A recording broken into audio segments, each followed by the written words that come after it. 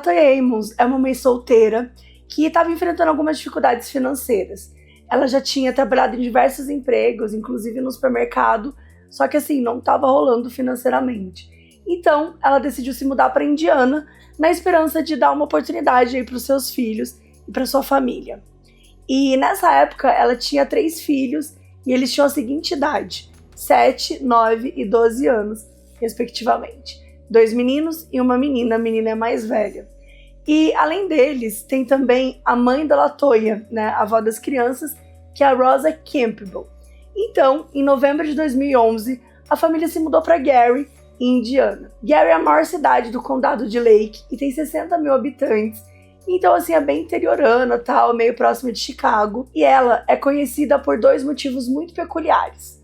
O primeiro é que foi lá que nasceu Michael Jackson. E o segundo motivo pelo qual é muito conhecido é porque nessa cidade, mais precisamente numa rua pacata, na Carolina Street, é que aconteceu um dos eventos mais famosos do mundo paranormal. Esse evento é apelidado de Demon House, ou também Casa dos 200 Demônios. E é essa história que eu venho trazer hoje.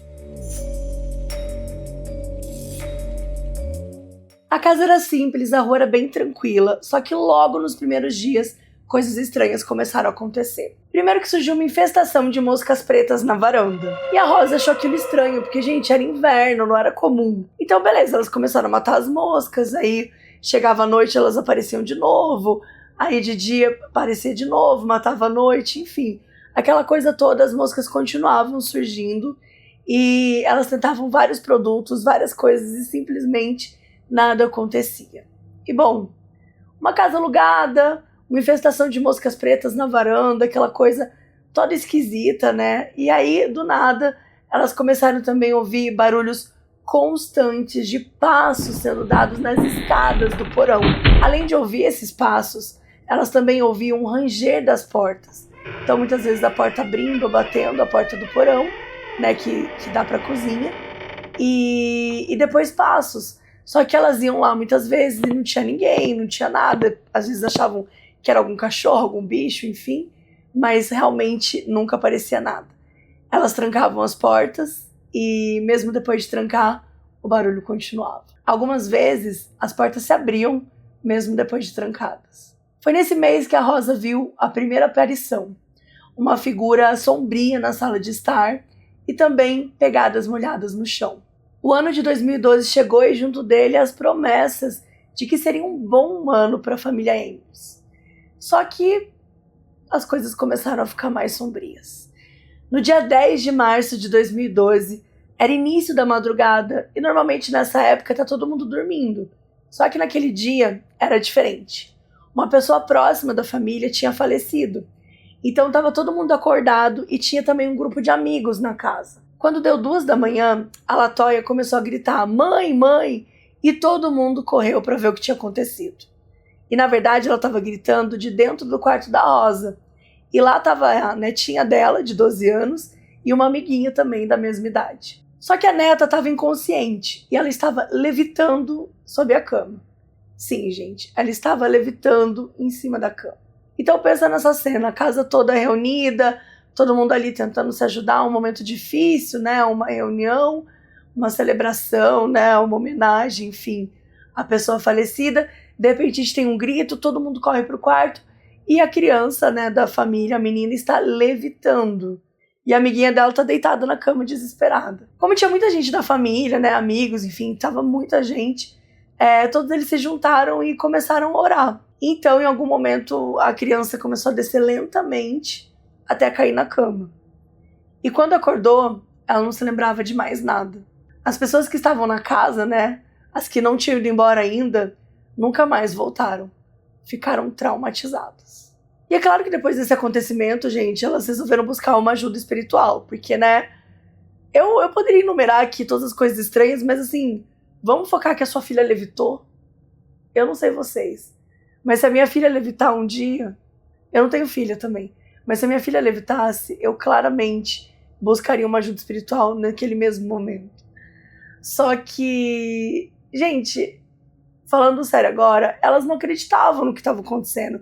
Tipo, elas meio que, sabe, pensavam assim, deve ser imaginação, Ou então, nossa, que coisa, sabe? Tipo assim, quando acontece uma coisa que é muito fora, né, do que normalmente deveria acontecer, muitas vezes a gente não lida muito bem, né? A gente tenta negar até para conseguir como uma forma de proteção mesmo.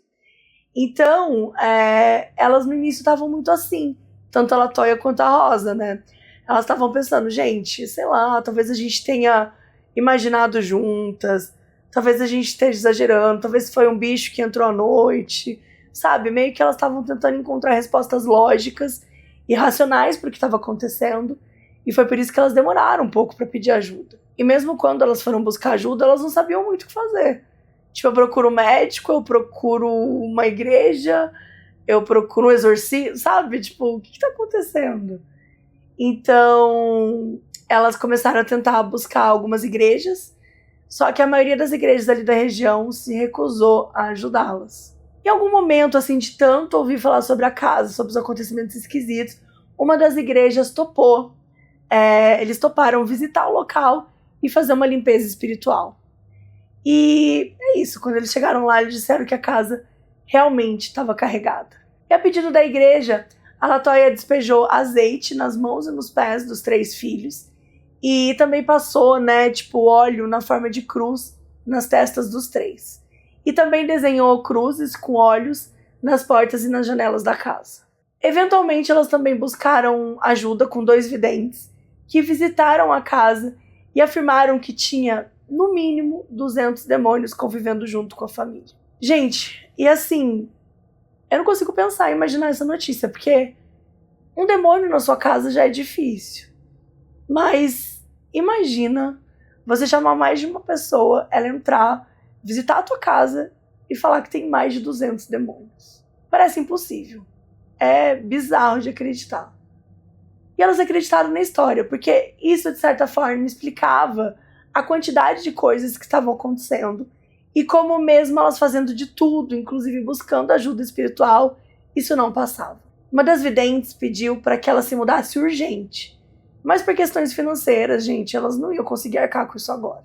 Então, a vidente falou, bom, já que você não pode se mudar, você pode criar um altar no porão e fazer alguns rituais de proteção. E foi assim. A Latoya cobriu uma mesa de canto com um lençol branco, colocou uma vela branca e uma estátua de Maria, de José e de Jesus. Então, ela abriu a Bíblia no Salmo 91. Ela e a mãe vestiram camisetas brancas, amarraram lenços brancos em volta das cabeças e, segundo os conselhos, né, de todo mundo, tanto das videntes quanto de outras pessoas que elas procuraram depois, elas queimaram sálvia e enxofre pela casa, começando no andar de cima e descendo. E nesse dia que elas fizeram isso, a fumaça estava tão densa que elas mal conseguiam respirar. Enquanto a Latoya se movia, né, pela casa, a Rosa ia lendo o salmo em voz alta e isso tudo acontecendo. Abre aspas. Você não temerá o terror da noite, nem a seta que voa de dia, nem a peste que se arrasta na escuridão, nem a praga que destrói ao meio-dia. Fecha aspas.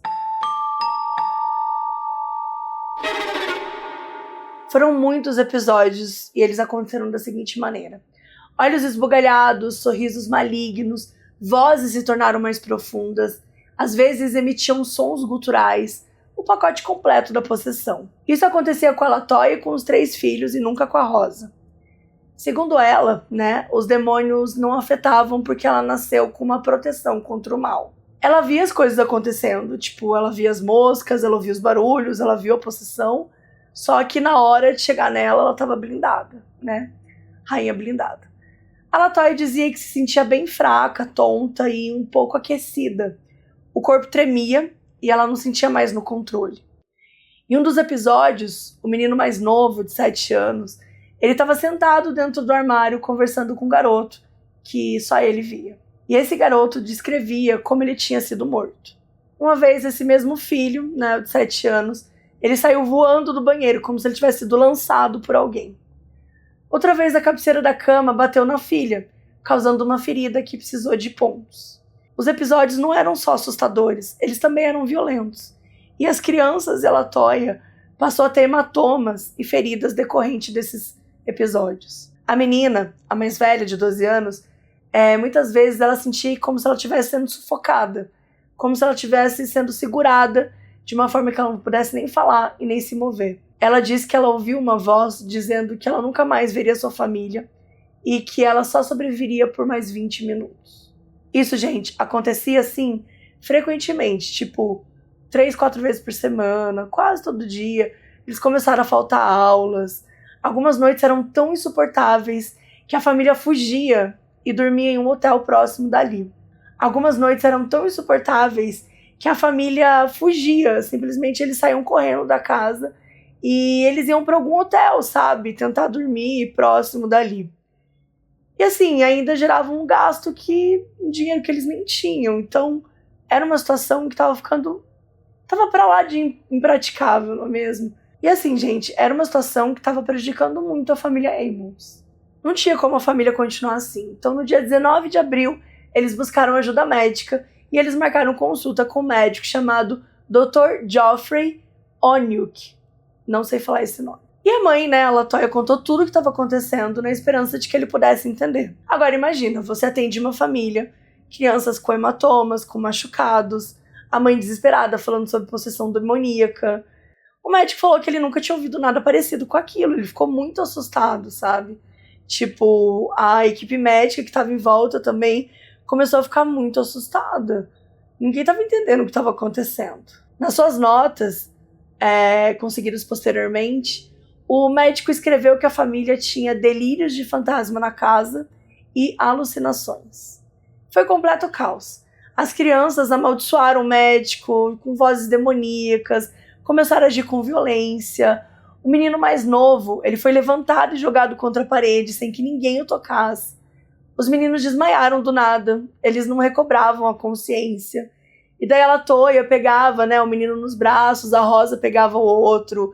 Elas tentavam de alguma forma trazer aquelas crianças, né, para a realidade, voltar, enfim, para um estado normal. E tudo isso acontecendo, gente, uma simples consulta de médico, tá? O médico achou que ia ser só, sei lá, uma virose de criança e ele tava lá lidando com possessão demoníaca. Elas estavam acostumadas, né? Elas já estavam vivendo aquela situação ali há pelo menos 5 meses. Gente, o médico não estava conseguindo entender o que estava acontecendo. E daí uma pessoa da equipe médica ligou para a polícia e aí vieram 7 policiais e várias ambulâncias. E assim, gente, imagina, 2 crianças que não estão acordando de jeito nenhum, aquela coisa loucura toda. Então a polícia e os serviços de emergência pegaram os 2 meninos e levaram para o campus de um hospital metodista ali em Gary. Aí todo mundo chegou lá, né? Foi a Latoya e a Rosa também. E logo que a Latoya chegou no hospital, ela pediu para os médicos jogarem azeite nos filhos.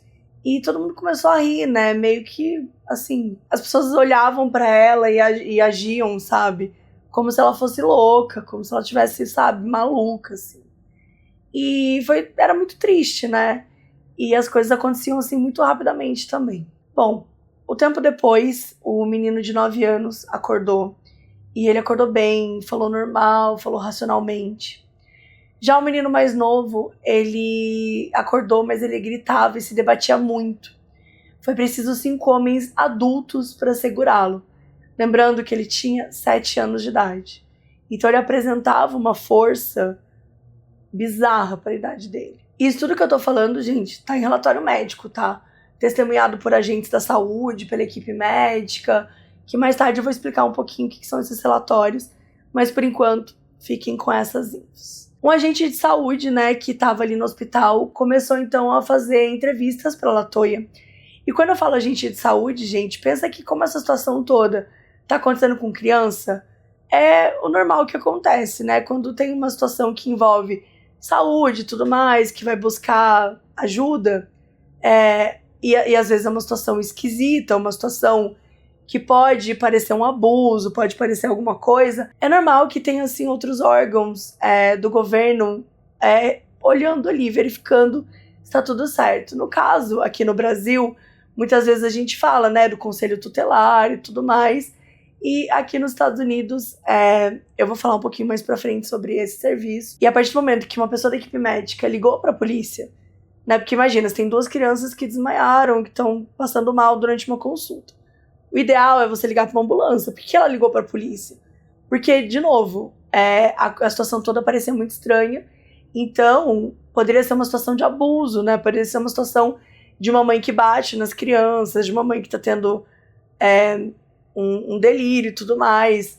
Tudo indicava isso, né? Porque, afinal de contas, gente, imagina chegar alguém num consultório e falar que tá possuída, né? Então, é normal que tivesse esses agentes de saúde junto. Então, por isso que, desde o início aí desse hospital, esses agentes da saúde acompanharam tudo. Porque eles precisavam fazer entrevistas com aquela família, precisavam passar por aquilo para poder ver o que estava acontecendo e tirar alguma conclusão, enfim, tomar alguma atitude caso precisasse tomar. Então, tudo isso acontecendo, a agente da saúde começou a entrevistar a Latoya, né? E quando ele começou a entrevistar a Latoya, o menino mais novo começou a rosnar e mostrar os dentes. Então, ele agarrou o pescoço do seu irmão de 9 anos e ele se recusou a soltar.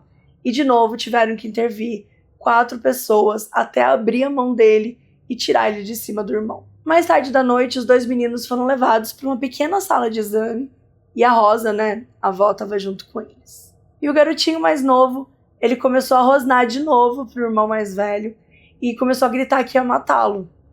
E enquanto o menino mais novo falava, o irmão mais velho começou a dar cabeçada na avó na barriga. Então, gente, a Rosa agarrou a mão, né, do neto dela, do mais novo, que estava gritando que ia matar o irmão mais velho, e começou a rezar. Definitivamente, né, esse dia, gente, tava assim, completamente absurdo.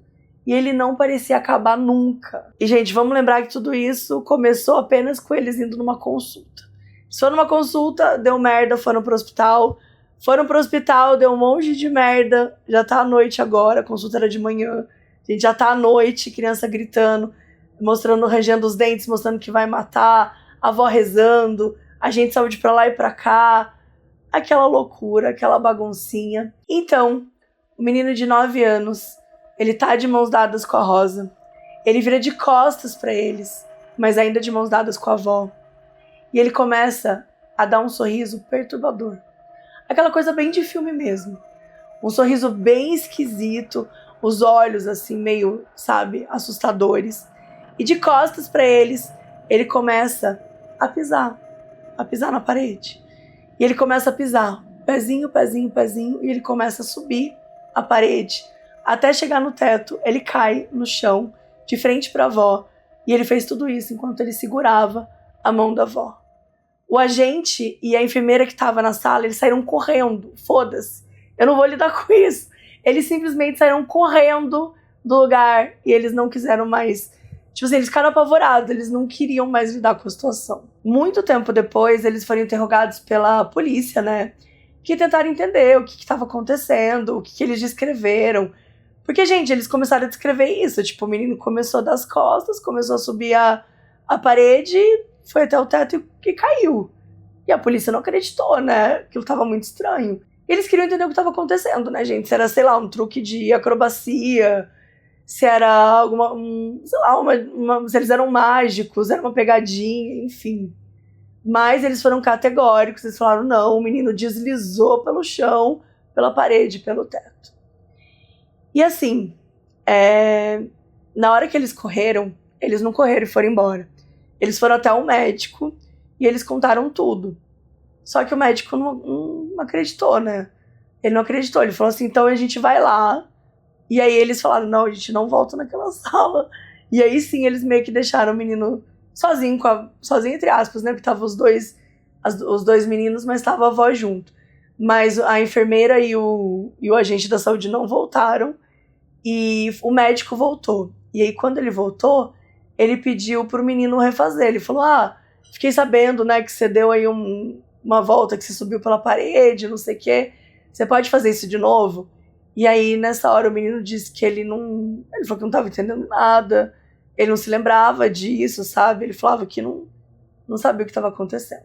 Bom, dizem, né, com os relatórios desse dia, eles suspeitaram que talvez tivesse rolando alguns transtornos mentais na família. Mas eles também escreveram que pudesse sim ter alguma influência maligna afetando a família. E aí, gente, a gente já tá aí chegando de madrugada. Até aí, a menina mais nova tava tranquila, o menino mais velho também. já estava tranquilo, racional, tudo certinho. Só o menino mais novo que continuava apresentando problemas, gritava, ficava inconsciente e tudo mais. Então a Rosa pegou os 2 mais velhos e levou para casa de um parente deles, e a Latoya dormiu no hospital com o menino mais novo. E foi assim, gente, que aquele dia interminável, porque a gente tá no dia 19 de abril, foi assim que esse dia finalmente chegou ao fim. Vamos entender agora o que é essa tal de DCS, que é aí esse Departamento de Proteção a Crianças que está aí investigando, que está fazendo as entrevistas e tudo mais. O que aconteceu? Eles foram para consulta, lá da consulta ligaram para o hospital de emergência, ligaram para a polícia, aconteceram várias coisas esquisitas, e em algum momento que estava ali no hospital, chamaram, né, outros médicos, chamaram esse departamento que é o DCS. E é por isso que tudo isso que eu tô falando para vocês, gente, foi coletado em relatórios. Então tudo que eu tô contando são vários relatórios. Alguns relatórios foram feitos pelo padre, porque tem algum momento que ele vai pedir, já tô dando um grande spoiler aqui, mas vai ter um momento que ele vai pedir autorização para fazer exorcismo. Então, por isso que ele descreve detalhadamente tudo que acontece com a família, ali nos primeiros dias, nas primeiras semanas e tudo mais. E a gente tem os relatórios médicos, né? Além de relatórios da investigação, que, enfim, tudo isso eu vou explicar também. Mas só para explicar que essa história ela é toda baseada nesses relatórios. Então, por isso que a gente consegue mapear e trazer numa ordem cronológica possível. E que, enfim, para tentar, de alguma forma, entender o que aconteceu nesse período aí com a família Amos. E o motivo pelo qual o DCS está ali, né, porque eu já comentei, é que a gente está falando de crianças com hematomas físicos, com ferimentos e também situação de agonia, né, de angústia, de desespero, a mãe falando sobrenatural, né. Além de ser super delicado, isso é um alerta, né, gente, para os médicos identificarem uma situação que pode estar rolando, um abuso, uma violência física, uma violência psicológica. Então, logo assim, nesse primeiro dia que a família chegou no hospital, logo depois veio o departamento de DCS, através desse agente aí, que o nome dele é Washington, e esse Washington tava ali, que é o que saiu correndo, né, da sala quando o menino andou para trás. Mas até então ele estava coletando tudo e ele conseguiu mapear bastante coisa, mas de fato ele acabou correndo depois e fugiu. No dia seguinte era aniversário do menino mais novo, ele completava 8 anos de idade. E aí o oficial do Washington, né, que tinha fugido, chegou lá e pediu para Latoya falar para Rosa trazer as crianças mais velhas para o hospital. E não explicou por quê.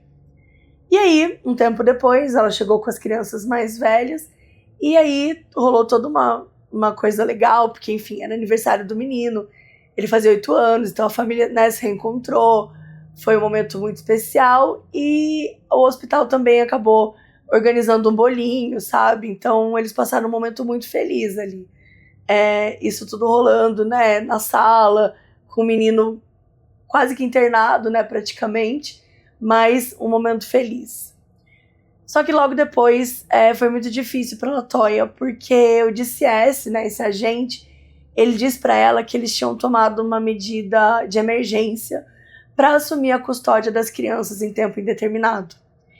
Isso significava que... E eles têm esse poder de fazer isso sem uma ordem judicial em situações emergenciais.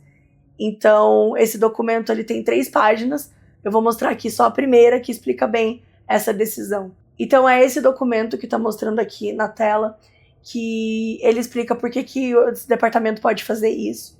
E foi nesse momento que a Latoya perdeu, né, temporariamente aí, a guarda das crianças. Caso você não esteja assistindo esse episódio em vídeo, né, caso você esteja ouvindo, eu vou explicar para vocês o que é esse formulário. É um formulário que se chama Assumindo a Custódia de uma Criança sem uma ordem judicial, verbal ou escrita. Descrição das circunstâncias. E tem uma série de possíveis motivos para se fazer isso. E daí são os quadradinhos que o agente vai lá e marca qual é aquela condição que fez eles tomarem essa atitude.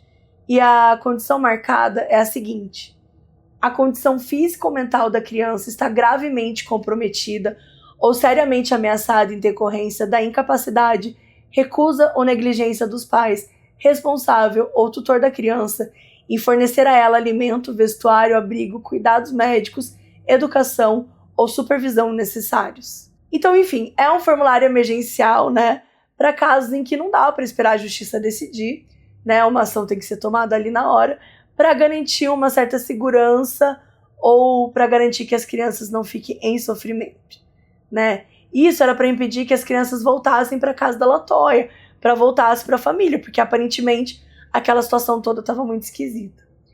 E logo abaixo no relatório, né, pede para explicar como que a criança foi encontrada para precisar desse tipo de ajuda. E a justificativa ali era que as crianças estavam experienciando muita angústia espiritual e emocional. Inclusive, o verbo tá até escrito errado. Então isso me parece até um indicativo de quanto tudo aquilo estava sendo feito às pressas, né? Aquela coisa de escrever rápido, de justificar rápido, de tomar uma atitude logo para conseguir proteger ou preservar as crianças. Sem condições de argumentar contra, né? Coube a Latoya acatar que ela fosse separada dos filhos.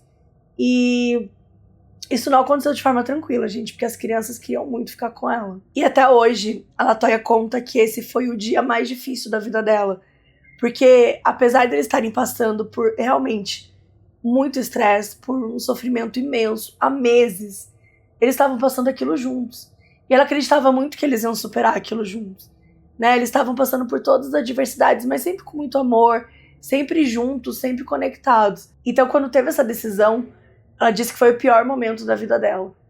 Lembrando que o pior momento da vida dela é esse, separar das crianças, sendo que ela estava sendo possuída há meses na casa dela. Então, gente, dá pra reparar que realmente essa mulher ama os filhos. O reverendo Michael Maginotto, ele estava conduzindo o estudo bíblico quando ele recebeu uma ligação do capelão do hospital. O Michael tinha sido sacerdote da paróquia de São Estevão por 10 anos, mas ele nunca tinha recebido um pedido como aquele. O capelão pediu que ele realizasse um exorcismo numa criança. E o Michael concordou em conversar com a família depois da missa do dia 22 de abril. Ele queria conhecer a história primeiro, né? E descartar qualquer coisa, ter certeza de que eles estavam falando ali de uma situação que fosse realmente espiritual. Chegou o domingo e ele foi visitar a Latoya e a Rosa, né, na fatídica casa. Elas passaram 2 horas detalhando tudo o que tinha acontecido com eles nos últimos 6 meses. Em algum momento, a Rosa interrompeu para apontar para uma luz piscando no banheiro. E o reverendo foi até lá e a luz parou. Assim que ele saiu do cômodo, a luz voltava a piscar. Ele entrava, a luz parava. Ele saía do cômodo, a luz voltava a piscar. A conversa foi interrompida novamente quando a Rosa apontou para as persianas, balançando na cozinha mesmo sem nenhuma corrente de ar. O reverendo viu pegadas molhadas por toda a sala de estar. A Latoya começou a reclamar de dor de cabeça, e geralmente era isso que ela sentia um pouquinho antes dos episódios de possessão. E nesse momento, o reverendo colocou o crucifixo contra a cabeça dela, e aí ela começou a ter algum episódio de convulsão. 4 horas depois de conversar com elas e de testemunhar, né, várias coisas estranhas, eu só citei algumas delas, o reverendo estava assim convencido de que a família Ammons estava assim sendo atormentada por demônios. E era mais de um. Ele abençoou a casa, ele orou, ele leu a Bíblia, ele jogou água benta em cada canto, mas ainda assim, ele disse para as mulheres não dormirem ali, porque ele não achava que a casa estava segura o suficiente. E como as crianças estavam sob custódia do Estado, eles precisavam de abrigo só para elas, né, para Rosa e para Latoya. Então elas conseguiram abrigo na casa de um parente. Alguns dias depois, elas já estavam de volta lá na casa, gente, de novo na casa, na Caroline Street, né, na rua, para poder permitir que o gerente do caso da DCS verificasse as condições do local. Então o pobre do Washington, coitado aquele que tinha fugido, ele tinha que voltar ali, porque eles tinham que ir até a casa para ver quais eram as condições da casa.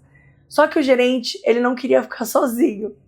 Então ele pediu para um policial do condado acompanhar ele.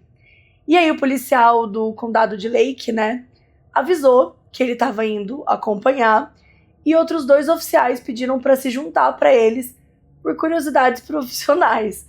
Gente, certo que essa história já estava assim, meio que virando uma certa lenda ali na polícia, ali no próprio departamento do DCS. Então, de fato, muitas pessoas ficaram curiosas, muitas pessoas queriam ali acompanhar. Mas foi esse grupo de pessoas que se formaram. Então, 4 homens. O gerente Washington, que é o cara da DCS. Os 3 oficiais. Então, um policial do condado, que é o Austin. E o Austin é o nosso principal aí, investigador. Os outros 2, a gente não tem o nome deles, mas um é de Gary e outro, que era a cidade, né, ali onde era a casa e tudo mais, e outro era de Hammond, uma cidade vizinha. Então o grupo era formado por esses 4, mais a Rosa e a LaToya. Só que a LaToya, ela se recusou a entrar na casa dessa vez. Ela disse que estava sendo muito traumático para ela, que ficar na casa do parente estava muito bom. Basicamente, ela não, sabe, assim, ela não estava tendo esses episódios e que toda vez que ela entrava na casa, alguma coisa acontecia. Então, ela ficou para fora da casa, ele ficou ali na frente e esse grupo de 5 pessoas entraram. Então, a LaToya ficou ali na frente, né? E o grupo de 5 pessoas, que são os 4 oficiais, mais a Rosa, né, a nossa Queen blindada, foi ali acompanhando o grupo e também para explicar e contextualizando tudo que aconteceu. Afinal de contas, ela vivia ali com a família, então ela sabia de tudo. Agora a gente vai falar um pouquinho da casa. O andar principal tinha 3 quartos, uma sala de estar, um banheiro, pisos de madeira e uma pequena cozinha aberta. Uma porta da cozinha levava a um porão com piso de concreto, e debaixo das escadas tinha um piso de terra. O concreto ao redor estava irregular, como se ele tivesse quebrado. O altar improvisado continuava lá, aquele que os videntes, né, tinham pedido para a LaToya fazer. E durante a entrevista com a polícia, um dos gravadores de áudio apresentou problemas. A luz de energia piscou, indicando que as baterias estavam acabando, só que elas tinham sido trocadas mais cedo naquele mesmo dia. Coloquei aí uma parte do relatório que o oficial de Hammond faz contando isso das baterias.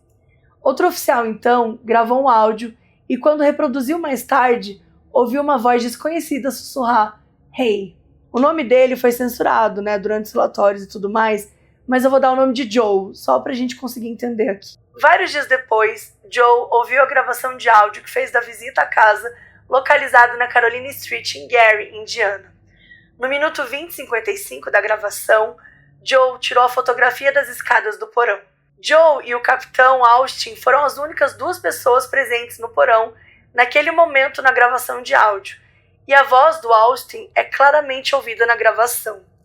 Uma terceira voz desconhecida está presente na gravação de áudio. A voz desconhecida sussurra "Hey" no gravador de voz digital. A voz desconhecida foi gravada usando um Olympus Digital Voice Recorder. Joe usa rotineiramente este dispositivo para gravar declarações e conversas telefônicas. O dispositivo nunca apresentou problema. Esse mesmo oficial tirou fotos da casa e em uma delas, gente, tem uma imagem branca embaçada no canto superior direito. Quando um outro oficial ampliou a foto, a nuvem parecia um rosto. Isso é o que afirmam os registros da polícia do condado de Lake.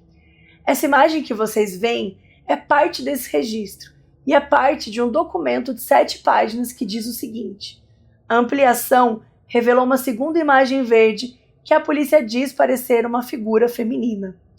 Austin diz que as fotos que ele tirou no seu celular tinham silhuetas estranhas e que o rádio do seu rádio apresentou problemas no caminho da volta, que o assento do motorista do carro pessoal dele começou a se mover sozinho, que é o seguinte, ele voltou de carro com o carro dele normal de trabalho, mas quando ele tentou abrir a garagem não abria de jeito nenhum.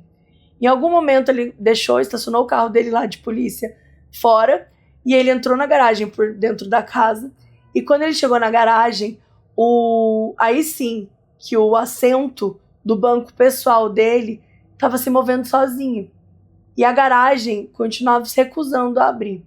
E foi por ter vivido todas essas experiências, tanto na casa da família Amon, quanto na sua própria casa, na sua própria garagem, no seu próprio carro, que o capitão da polícia, o Charles Austin, começou a acreditar nas alegações da LaToya. Vamos falar um pouquinho de como as crianças estão agora, né? Então, em abril, o DCS solicitou, né, a tutela temporária e eles constataram uma negligência na educação das crianças. Porque lembra que eu comentei que eles não estavam indo para a escola regularmente e tal, porque, enfim, tava rolando esses episódios. Inclusive, a agência já tinha feito a mesma constatação em 2009. Então, assim, 3 anos anteriormente aí. E sobre as crianças não irem para a escola, a Latoya, ela alegou que foi um momento muito difícil, que muitas vezes elas ficavam acordadas de madrugada, sofrendo, ficavam doentes, né? Assim, isso naquela situação toda da possessão de tudo que eles estavam vivendo nesses meses. Então, por isso que eles não estavam conseguindo ir para a escola. E, enfim, os filhos, eles foram separados, né? Isso também é uma coisa muito, muito triste, né? Desse momento que eles passaram. A filha de 12 anos e o filho mais velho foram para um local chamado Lar Carmelita de São José. E o filho mais novo foi enviado para um local chamado Christian Heaven, que fica em Whitfield, para uma avaliação psiquiátrica. Uma médica disse que esse menino mais novo, ele tendia a agir como possuído quando era desafiado, ou quando ele era questionado sobre algo que ele não queria responder. Que ele era uma criança carente e lógica a maior parte do tempo, que ele só não era lógico quando ele falava sobre demônios. E ela acreditava que ele não sofria de nenhum transtorno, mas que parecia ser um caso infeliz de uma criança induzida a um sistema delirante perpetuado por sua mãe e reforçado por outros parentes. Outro psicólogo que avaliou a filha, né, e o filho mais velho, chegou a uma conclusão semelhante. Disse que tinha uma necessidade de avaliar até onde eles eram influenciados, né, pela preocupação da mãe, sobre a família experienciar ali situações paranormais. E ainda assim, a garota, ela dizia que ela viu figuras sombrias na casa, que ela viu aparições e tudo mais, que ela entrou em transe. O garoto também contava sobre isso de uma forma racional, né, falando sobre isso. Só que os médicos permaneceram céticos em relação a esses acontecimentos, né, a essas situações, e disseram que não, que na verdade eles estavam sendo induzidos aí a levar, né, foram influenciados a achar que estavam acontecendo isso com eles. Eu acho que é normal, né, gente? Eu não consigo pensar num psiquiatra que vai ouvir esses relatos e dizer, realmente tem 200 demônios nessa casa, laudo médico, 200 demônios. Até porque, na minha visão, eu acho que pouco importa o que é que eles estão contando pro médico. Mais importante do que tudo isso, acho que, de fato, é o médico compreender o quanto aquilo que você está contando afeta a sua vida.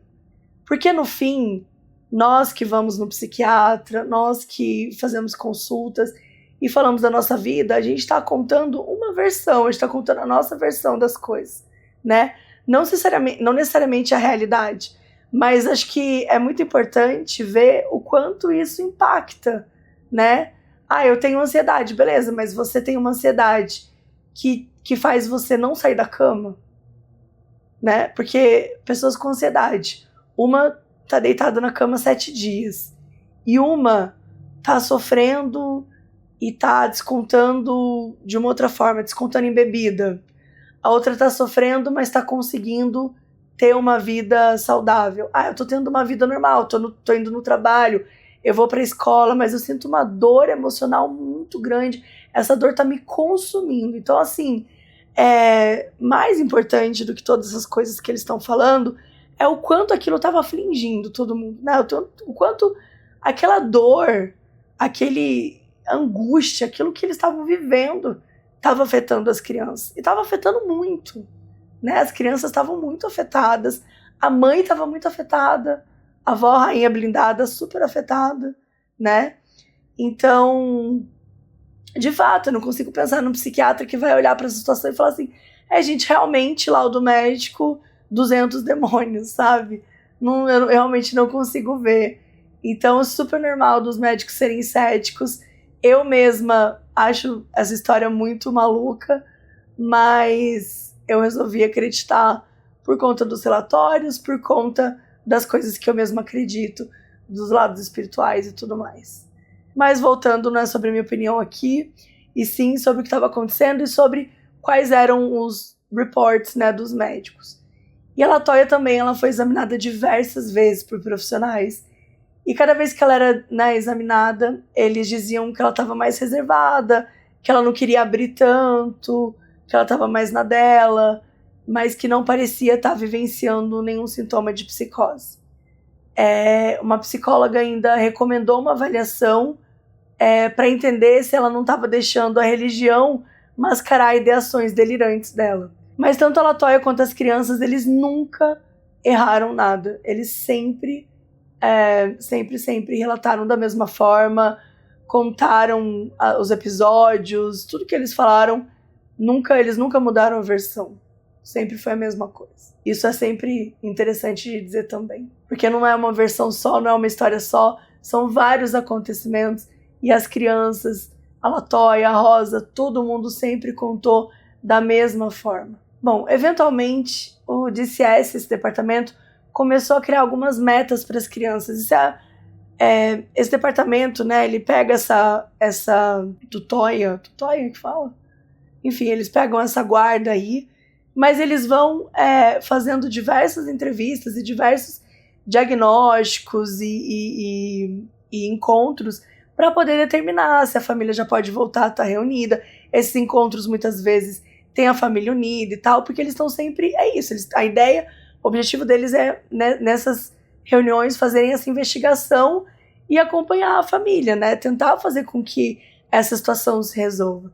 Então, eles começaram a criar algumas metas para as crianças, que era tipo assim, vamos falar sobre isso, mas sem poder falar que é demônio, sem dizer que está possuído, sabe? Então, eles tentaram, de alguma forma, fazer com que as crianças não falassem dessa situação sem falar que elas estavam sendo possuídas, sabe? Meio que, talvez, de certa forma, distorcer a história, mas também criar umas outras maneiras das crianças conseguirem falar sobre esse assunto. E é isso, eram formas que eles estavam encontrando ali de fazer com que as crianças falassem de outras coisas, para continuar a avaliação e tudo mais.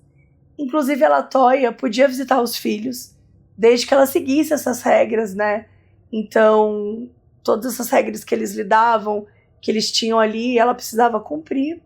Isso estava acontecendo normal. As visitas eram sempre supervisionadas, né? E a Latoya também tinha suas metas, né? Assim como as crianças. Para a DCS, as metas principais da Latoya era encontrar um emprego e uma outra casa. Porque, gente, não tinha condições deles voltarem a morar onde estavam. Oi, gente, não vou nem tentar me esforçar e fingir que eu tô gravando no mesmo dia. Eu tive que dar uma pausinha pra gravar o final desse episódio pra dar um descanso pra minha voz. Hoje já tô melhor, então bora começar. Então o reverendo foi lá na casa, viu que realmente tem demônio, a mãe e a avó se mudaram, os policiais e o funcionário do DCS inspecionaram a casa, aqueles outros 2 oficiais curiosos também. E agora, né? Agora eles decidiram que eles tinham que visitar a casa mais uma vez. E essa visita aconteceu no dia 10 de maio de 2012. Só que dessa vez o grupo era maior. Só que o Washington, o agente do DCS, né, que tinha fugido ali naquela vez que o menino tinha subido a parede, que tinha fugido e que depois só aceitou visitar a casa se tivesse o capitão junto, enfim. Ele, dessa vez, pediu para não ir. Gente, ele pediu para a gerente dele ir no lugar, porque ele realmente estava muito apavorado com essa história e ele achou que ele não ia dar conta de lidar com isso. Então a gente tem quase o nosso elenco original, menos um medroso, que é o Washington, e no lugar dele, a chefe dele, né, a nova gerente. Só que além desse elenco todo, a gente ainda tinha mais 2 policiais do condado de Lake com um cão. Só que esse cão não farejava restos mortais, eles não conseguiram, não sei os motivos, se foi porque, sei lá, o cão estava de férias, o cão que farejava restos mortais estava ocupado, se eles estavam tentando ensinar e não conseguiram, eu não sei. Só sei que o cão do que farejava restos mortais não foi, e eles levaram um outro cão farejador da polícia, mas que não era especializado nisso. Isso é importante dizer, gente, porque eles são treinados para isso.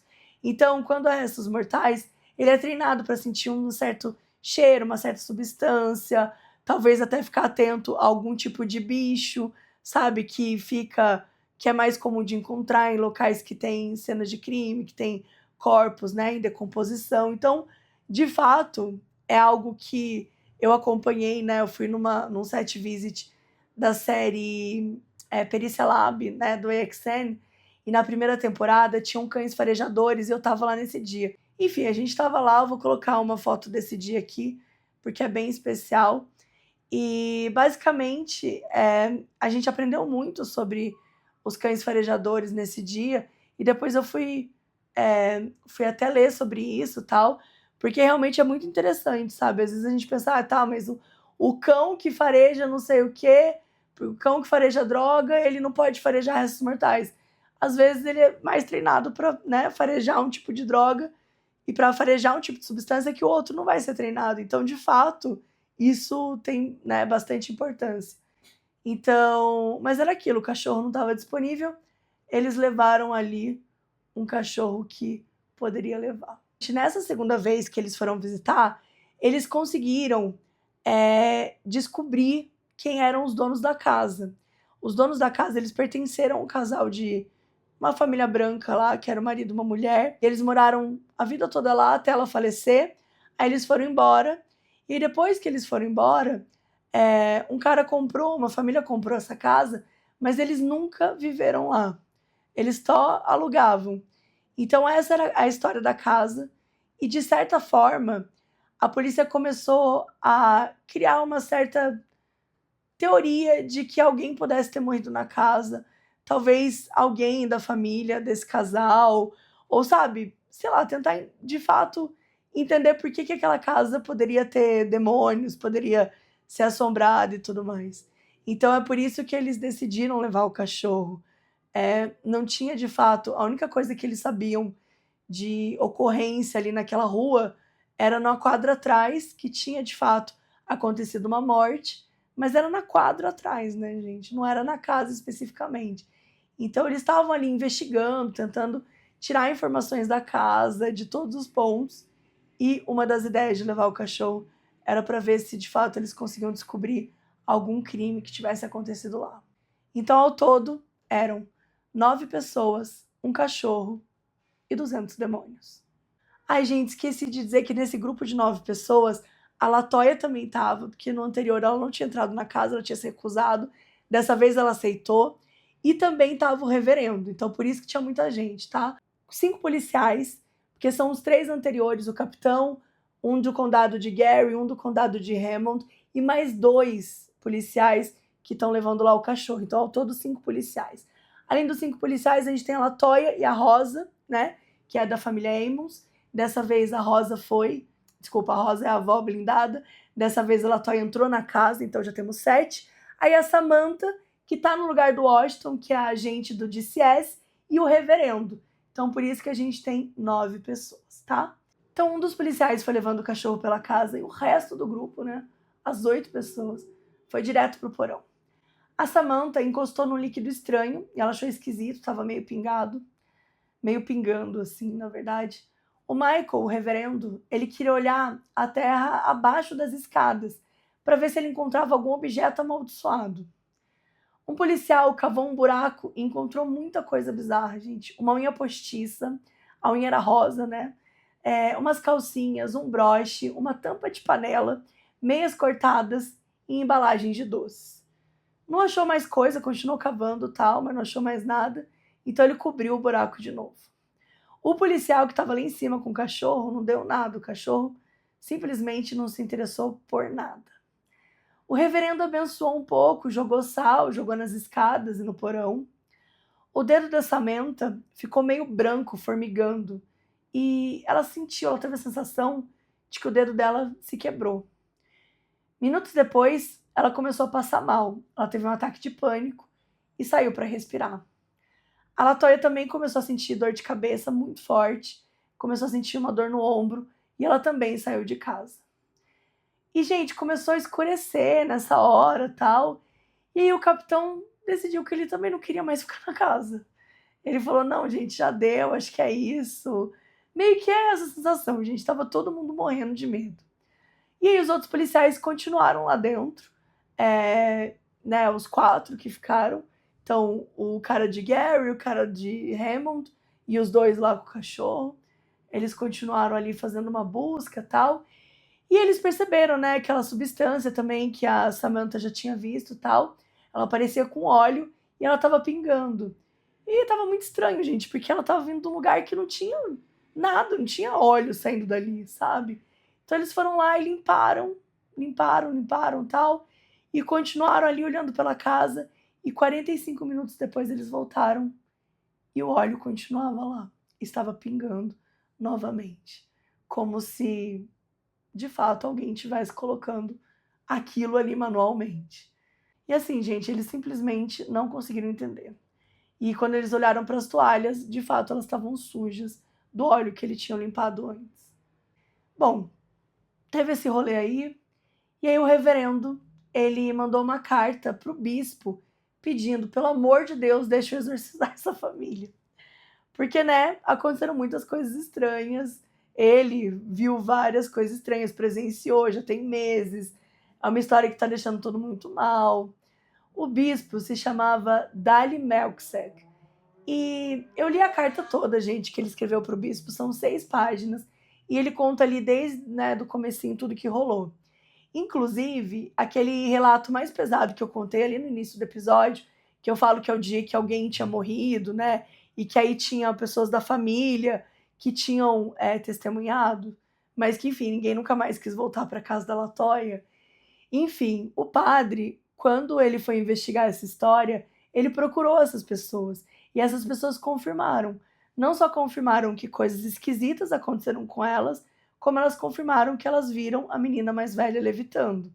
Então elas confirmaram que elas viram aquela situação, elas confirmaram que foi muito assustador, e algumas confirmaram que de fato elas nunca mais voltaram na casa da Latoya, porque ela ficou muito nervosa, porque teve muito medo e tudo mais. Então o próprio reverendo fez a sua própria investigação ali, até para ele conseguir, né, entender melhor o que era aquilo que estava acontecendo. E lembra que eu falei que eles estavam tentando investigar também sobre a casa? Né, nessa época desse relato, né, dessa carta para o bispo, o policial já conseguiu levantar, né, que a casa tinha sido construída em 1926. Contou que desse casal branco, recém-casado, que mudou para essa casa e viveu a vida toda lá. Aí a mulher morreu e a casa foi vendida, tal, e que os novos proprietários nunca teriam, né, nunca viveram lá, só alugavam. E esse atual proprietário, ele teria comprado a casa em 2004. E de 2004 até 2011, segundo ele, nada tinha acontecido. E uma coisa que o reverendo explicou desde o início era que o que ele estava pedindo era muito difícil de conseguir. Porque o bispo nunca tinha autorizado nenhum exorcismo em 21 anos como líder ali da diocese. E, em geral, né, os exorcismos, eles exigem uma certa aprovação do bispo. E o bispo, de fato, ele negou o pedido do reverendo, né, pediu para que ele procurasse padres experientes em exorcismo, enfim, para ele encontrar outras maneiras de resolver essa situação. E aí, o reverendo, ele queria realizar um exorcismo menor, alguma coisa que não precisasse da aprovação da igreja.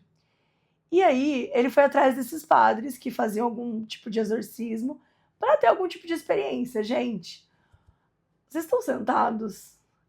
Os padres consultados pediram para ele procurar o ritual na internet. Oi? Tipo assim, sério, eu não consigo entender isso, cara. Tipo, ele foi pedir ajuda para os caras experientes, os caras, tipo, sei lá, vai em exorcismo.com.br, sabe? Tipo assim, cara, que porra é? Aprenda fazendo um exorcismo em 15 segundos. Ele vai abrir um vídeo do TikTok. Então ele foi lá, o nosso reverendo ali entrou em exorcismo.com.br/como fazer e foi lá procurar o seu ritualzinho mais tranquilo, né? Algo que fosse permitido para a igreja. E é o seguinte, esse ritual, ele consistia em orações, em declarações e apelos para expulsar os demônios. E aí 2 policiais, mais a Samantha, né, assistente social lá, estavam presentes.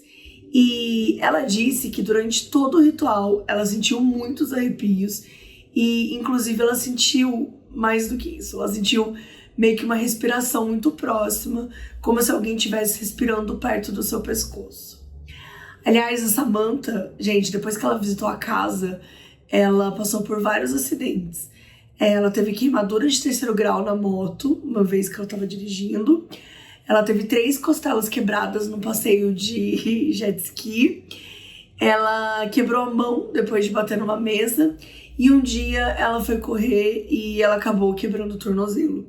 Isso foi, assim, muito pouco tempo depois da casa. Tudo isso aconteceu num espaço curto de tempo. Então, foi tão pesado, assim, que ela conta que uns amigos meio que pararam de falar com ela nessa época, meio que se afastaram, porque acharam que ela podia estar com algum demônio impregnado da casa com ela. Então, tinha muito essa mística também, sabe? Quem ia até a casa, depois as pessoas se afastavam. E ela fala que realmente aconteceu isso com ela. Mas que ela, de fato, não acreditava nisso. Ela era cética, ela estava vivendo ali as experiências, estava achando tudo muito esquisito, mas ela não acreditava que era demônio nem nada.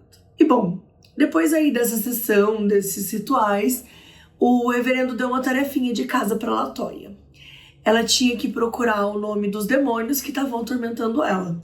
E, gente, eu não consigo pensar numa coisa pior, sabe? Você já tem 200 demônios te perturbando. Você deve ficar pesquisando sobre eles, sabe? Procurando eles no Facebook. Ai, não sei. Eu ia ficar putaça. Eu acho que a Latoya, ela lutou demais, coitada. E ainda foi simpática. E aí, qual que era isso, gente? Segundo fontes, né? Segundo vozes da cabeça do reverendo, sei lá o que ele pesquisou lá no exorcismo.com.br, o nome tem poder, né? E ele pretendia usar os nomes para poder enfrentar nos exorcismos. Isso é uma coisa que acontece muito nos filmes de exorcismo, né? Realmente falam sobre isso e é verdade, tá, gente? Tô brincando aqui no exorcismo.com.br, mas do que se fala, né, sobre exorcismo, diz mesmo que quando você sabe o nome do demônio, você consegue dominá-lo melhor. Então, realmente, isso é uma coisa que falam a respeito do exorcismo. E daí, ele deu essa tarefinha aí pra Latoya. E a Latoya, ela até tentou fazer uma busca com uma amiga e tal. Só que ela disse que quando ela ia efetivamente fazer uma pesquisa sobre esse assunto, que o computador ficava travando, que ela começava a se sentir mal.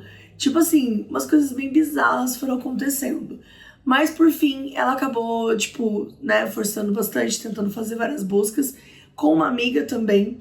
E elas acabaram encontrando alguns nomes, como, por exemplo, Beelzebub, né? Que em hebraico significa Senhor das Moscas, e ela ficou pensativa nisso. Ela foi ler sobre ele, ela achou que tinha muito a ver com o que ela estava sentindo. E aí, beleza, assim, ela pegou uns nomes lá de demônios e trouxe pro reverendo, e ele fez um novo exorcismo. E, gente, depois dessas amostras, né, depois que aconteceram esses mini exorcismos, aí sim o bispo deu permissão para exorcizar a Latoya. E o ritual, ele era basicamente igual ao anterior, só que agora ele tinha o respaldo da Igreja Católica. Enfim, eu não sei se quando não tem o respaldo o demônio não vai embora, e aí quando fala, não, galera, a Igreja Católica tá apoiando, o bispo apoiou, e, enfim, o demônio escutou, o demônio assina uma coisa, um contrato, eu não sei. Eu sei que quando tem o respaldo ali da Igreja Católica, o ritual, que é igual, ia ter que funcionar. Então, assim que ele teve essa autorização, o reverendo, então, realizou 3 exorcismos maiores na Latoya, sendo 2 em inglês e o último em latim, que aconteceu no mês de junho, na igreja dele, em Melville. E durante esses rituais, ele sempre pressionava o crucifixo, né, contra a cabeça dela enquanto falava. E aqui na tela tá até o crucifixo, que ele sempre pressionava, né, contra a cabeça dela. E o da esquerda é o que ele deu pra Latoya, por algum motivo caiu Jesus e ficou só isso aí que sobrou, enfim. E essa é a foto do reverendo, então fiquem aí também com a foto do reverendo, com a foto deste homem que fez tanto por LaToya e pela família Amos. Bom, toda vez que ele pressionava aí o crucifixo que eu mostrei pra vocês, ela tinha algum tipo de convulsão ou tinha uma reação muito forte. Então ele começou a perceber que a força dos demônios diminuía pela intensidade das convulsões. Ou seja, quando era uma convulsão muito rápida, né, ou que acabava muito bruscamente, ele percebia que, na verdade, era aquilo ali que estava perdendo força, as entidades, e ele estava conseguindo sobressair, né, fazer com que o exorcismo desse certo. A LaToya fala que ela rezava com ele até a dor se tornar insuportável. E aí, quando a dor estava muito difícil, ela pedia para parar, ela dava umas pausas, ou então, às vezes, ela acabava ficando inconsciente, tendo essas convulsões. E nessa última vez, nesse último exorcismo, né, em latim, realizado pelo reverendo, depois de experimentar uma dor muito forte, uma dor muito aguda, a LaToya adormeceu. E só para trazer um pouco para vocês de bastidores do exorcismo, entre o segundo e o terceiro exorcismo que o reverendo fez, ele foi para um retiro, né? Ele foi passar um tempo num retiro e tinha uma mulher que ajudava ele sempre nesses exorcismos, né? Então ela ficou ali meio de backup, caso o demônio aparecesse do nada, assim, caso, sei lá, rolasse uma emergência, né? Enquanto ele estivesse no retiro. Então ele estava fora e essa mulher, ela escreveu, né, o nome de demônio grandão, assim.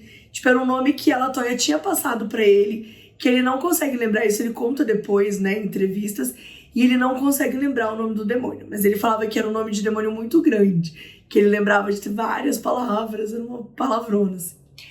E aí, então essa mulher que ajudava ele, ela escreveu o nome de demônio grandão e deixou ali num papel cercado com sal abençoado.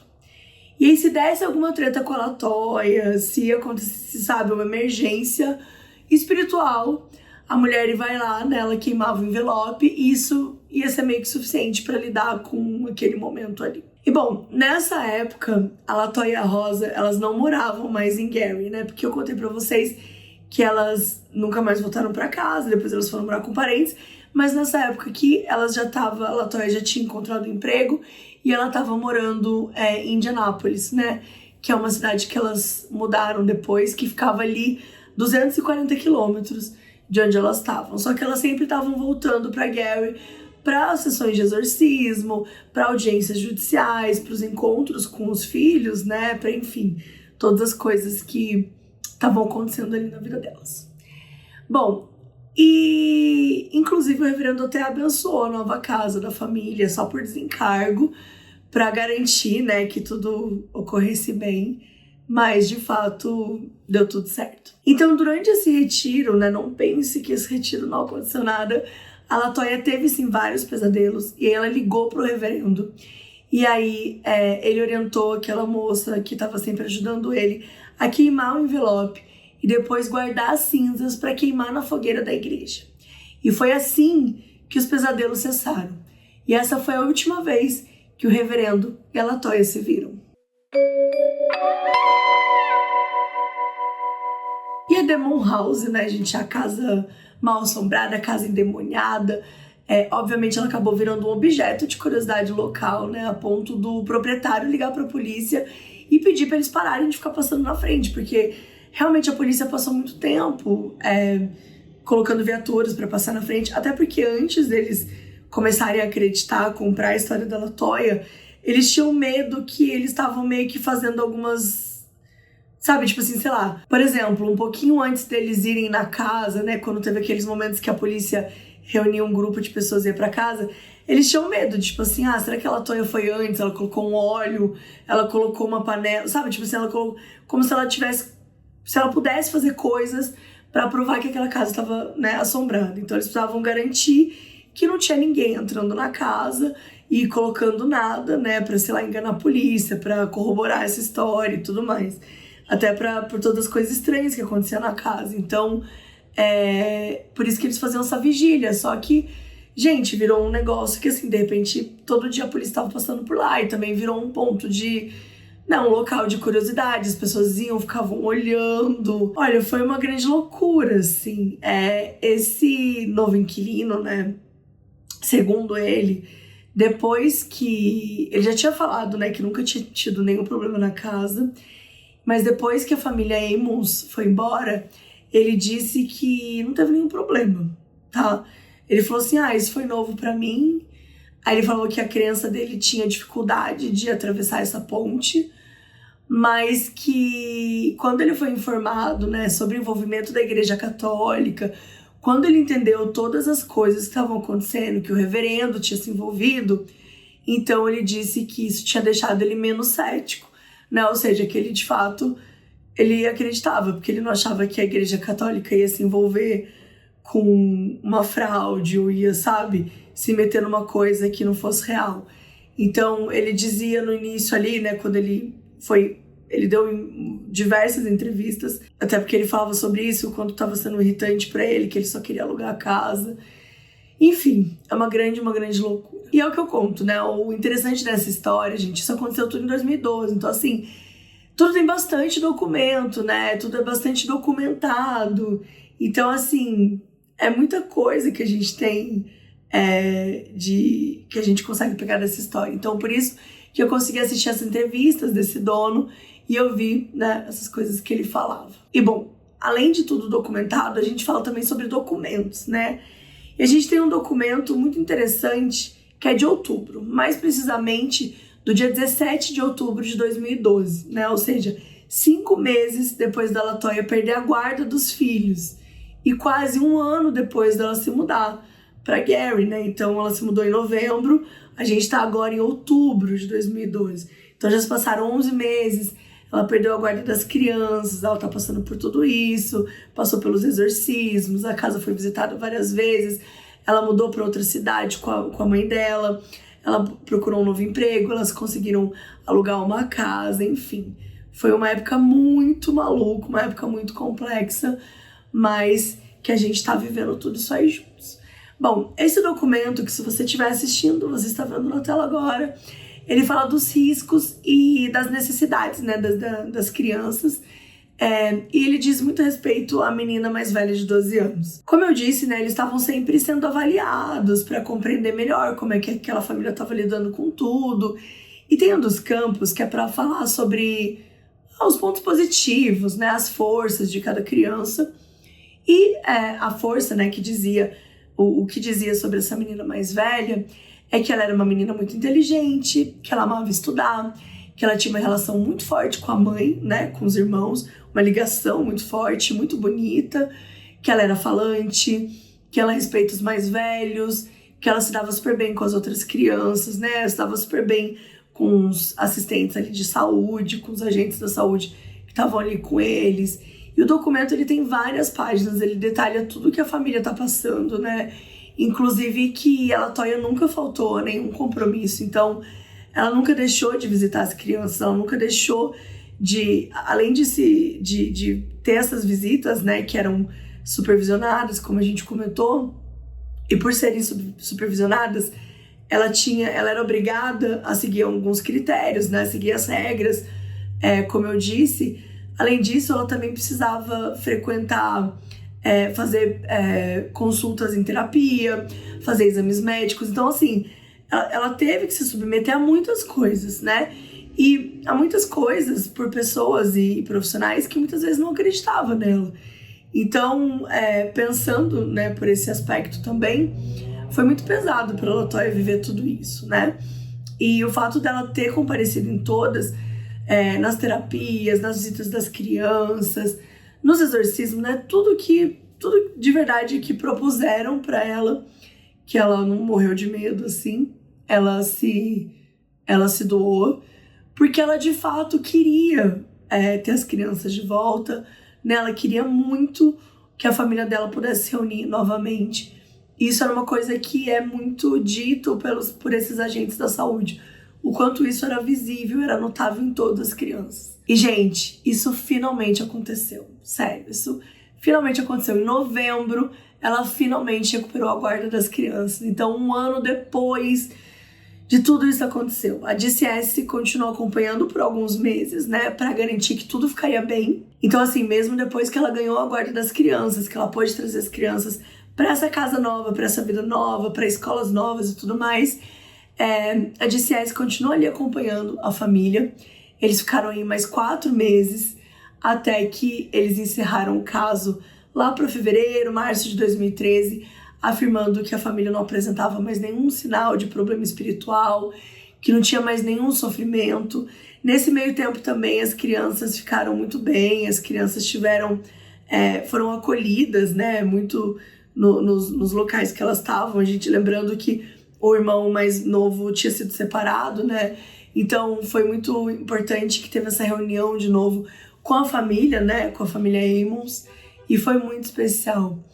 E assim como o dia que ela perdeu a guarda das crianças foi o dia mais difícil da vida dela, né, o dia mais triste da vida dela, agora a Latoya conta que o dia que a família dela se reuniu novamente, o dia que ela ganhou a guarda de volta das crianças, foi o dia mais feliz da vida dela. E ela disse também que a ajuda divina foi crucial para ela conseguir dar cabo, né, de tudo que ela vivenciou, de tudo que a família passou e, de certa forma, pelo menos culminou num momento feliz, num momento de união, e agora eles estavam juntos novamente.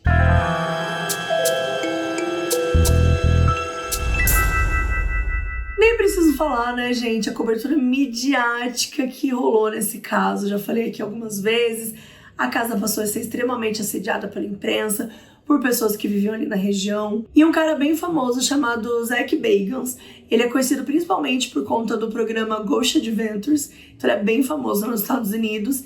Ele comprou a casa em 2014 para gravar um documentário lá. Vou deixar um trechinho aí para vocês entenderem um pouquinho qual que era a vibe. For the first time, I have decided to release these terrifying events that include additional night vision investigations of the house. This first part is during one night where Father Mike, the exorcist that conducted the exorcisms on Latoya Ammons, ele pagou $35 mil pela casa. Então, assim, de fato, gente, ela não tava valendo muita coisa, não. Porque pensa, numa casa com 200 demônios, um ano depois daquilo tudo, foi um grande caos. E isso vai totalmente contra uma coisa que é um meme, enfim, que rola, né, de boneca possuída, que eu sempre compartilho no Instagram. Inclusive, se você não me segue lá, me segue _B. Eu compartilho muito isso. É um meme que são 2 caixas. Sabe aquela coisa meio família vende tudo? Que rola muito nos Estados Unidos. De a família abre a garagem e coloca várias coisas na rua com os preços, as pessoas vão lá e compram. E isso, né, é muita coisa de filme de terror também, muito cenário e tudo mais. E tem uma foto que é muito famosa, que são 2 caixas. Uma caixa que é cheia de boneca, as 2 caixas são cheias de boneca, só que uma caixa tá escrito bonecas possuídas e bonecas normais. E as bonecas possuídas são, 50 centavos mais caras, sabe? Elas são um pouco mais caras. Então, acho que isso é uma coisa muito engraçada, porque, de fato, existe toda essa mítica de você ir numa família vende tudo e comprar um objeto e esse objeto ser amaldiçoado. E existe essa coisa estadunidense também de que...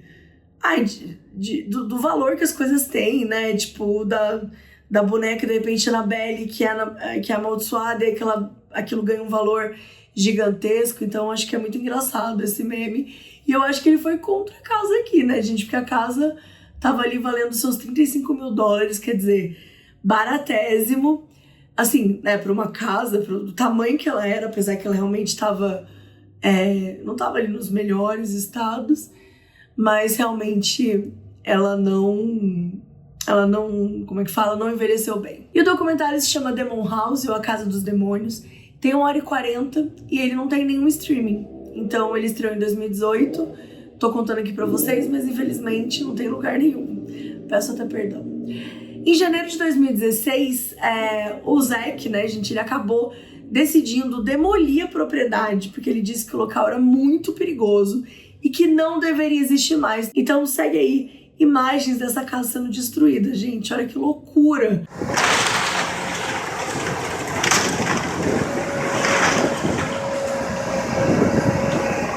Isso, obviamente, foi super filmado, foi super, né, teve uma cobertura midiática imensa, enfim, aquela grande loucura. Em 2024, né, mais recente, a Netflix lançou o filme A Libertação, que é baseado em fatos reais. A Libertação conta a história de uma mãe solo que ela se muda para uma casa e é atormentada por diversos demônios. O filme estreou em agosto de 2024 e desde então ajudou a espalhar ainda mais essa história, né, da família Amos. Inclusive, gente, a última atualização que a gente tem sobre a família vem do diretor desse filme aí, que disse que conversou com a verdadeira LaToya, né? E que ela é uma querida, que hoje em dia tá em paz, né? Tá super em paz com a situação, com a família e tudo mais. E, gente, esse caso gerou um dos mais incomuns atendimentos do Departamento de Serviços da Criança, né? Imagina, o normal que você tem ali de atendimento diariamente. A criança deve ser abuso físico, abuso psicológico, né? Uma criança que está sendo negligenciada pela família, ou então, de repente, uma família que é muito pobre e a mãe não tem mais, né, condições de sustentar e aí acaba indo para o serviço social. Enfim, diversas atuações que a gente consegue imaginar, né, num departamento desse. Mas imagina a loucura que foi lidar com um caso como esse, que você tinha ali comprovado, que você tinha um monte de registro. Gente, são mais de 800 páginas de registros oficiais. Então, assim, isso gerou muita coisa. Imagina o tanto de informação, de documentação, de horas de gravações que eles têm desse caso, dessa história, que realmente é muito surreal, porque, de fato, gente, teve muitas testemunhas, né? Você pode não acreditar, pode achar que, de fato, enfim, não existe demônios, não existem espíritos, mas coisas estranhas aconteceram, né? Então, assim, mesmo que você não encontre ou que você não acredite em algo espiritual, de fato, coisas estranhas aconteceram, coisas que foram registradas, né? Coisas que tiveram registro, que tiveram testemunhas, que tiveram diversas pessoas envolvidas, pessoas de campos diferentes, de áreas diferentes, de idades diferentes. Então, de fato, é uma história muito peculiar, né? Porque não foi só uma pessoa que viu, não foi só uma pessoa que sentiu, não foi só uma pessoa que viveu. Foram muitas pessoas envolvidas nessa história. E por mais que a gente queira ser cético por aqui, e tá tudo certo, se você não acredita nessa história, se você acha que não tem nada a ver com demônios, mas ainda assim a gente não tem grandes explicações para as coisas que aconteceram, não só com as pessoas, mas nos locais, né, que a gente trouxe aqui e que eu contei, né, da casa principalmente, mas depois com cada um nas suas próprias casas, nas suas próprias vivências e tudo mais.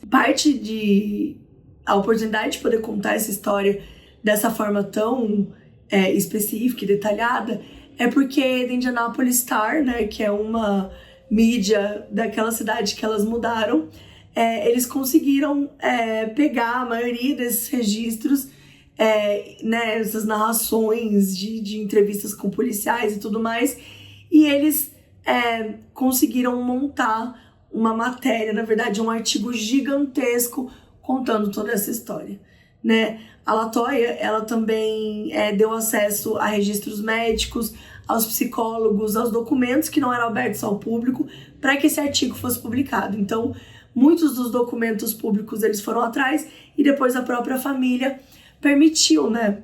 Ela foi muito reticente em relação a isso, ela não queria abrir, mas ao mesmo tempo foi muito importante para ela contar essa história e deixar que eles tivessem acesso aos registros médicos, porque eles conseguiram ver o que os médicos relatavam também que aconteciam durante as consultas, qual que era o diagnóstico deles, né? O tanto que eles tentaram também diminuir, né, a experiência e falar que aquilo não existia. Então ela achava que era importante que eles tivessem acesso a tudo. E ela só deu uma única condição. A única condição que a LaToya tinha é que nenhum filho dela fosse entrevistado, nenhum filho dela fosse nomeado, nada acontecesse. Isso, gente, foi tão respeitado e foi tão certo que essa história toda ela segue em sigilo até hoje, 14 anos depois. Então, não se tem o nome das crianças, não se tem nenhuma entrevista com as crianças, não sabe nada sobre isso. Ela queria muito preservar os seus filhos e preservar essa mensagem. Tem um vídeo dela, né, de 2014, dela e da Rose, dando entrevistas. Mas, gente, eu não consigo acreditar, sabe? Eu não consigo acreditar que são elas. Eu não sei, eu fico assim, será que são atrizes que estão dando depoimento real das vítimas? Eu não sei muito, porque eu não consigo acreditar que elas conseguiriam estar escondidas se elas tivessem, de fato, mostrado o rosto, sabe?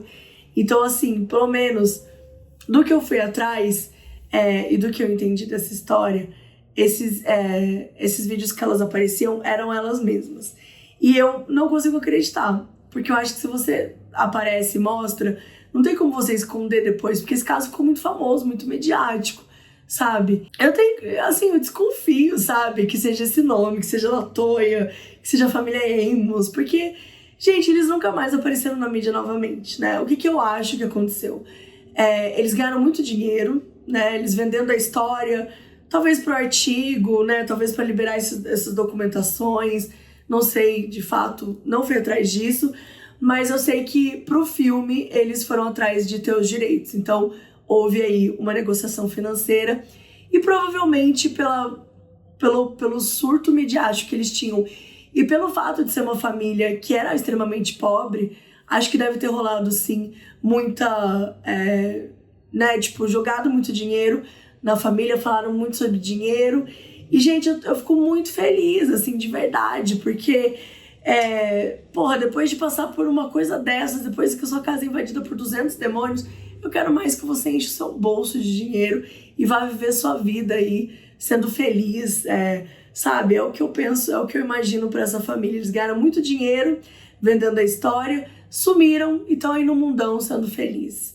O importante é que, no fim, aparentemente, a família tá como deveria estar, que é em paz.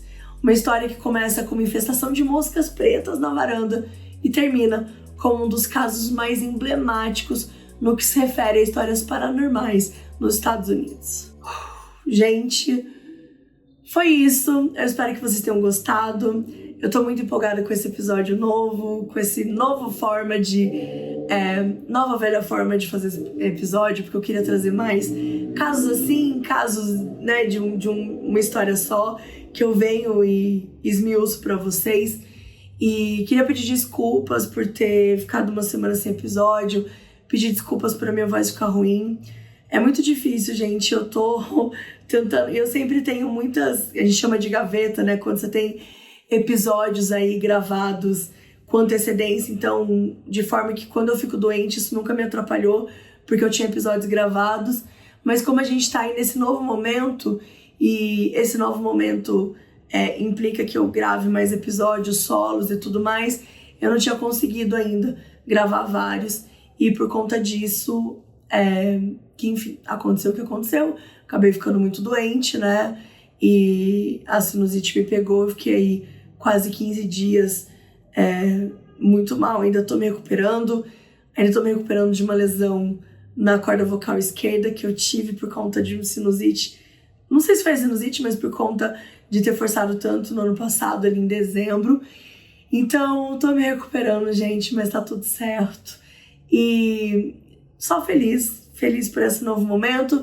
por ter rolado esse episódio. Eu espero que vocês gostem muito. Me contem o que vocês querem ouvir por aqui. Se tem alguma história que vocês querem que eu traga, que eu vou começar a trazer essas histórias cada vez mais. Nesses episódios aí, 2 vezes por mês. E vamos ver. Bora ver como é que vai funcionar. É isso. Espero que vocês tenham gostado. Um grande beijo e até o próximo episódio.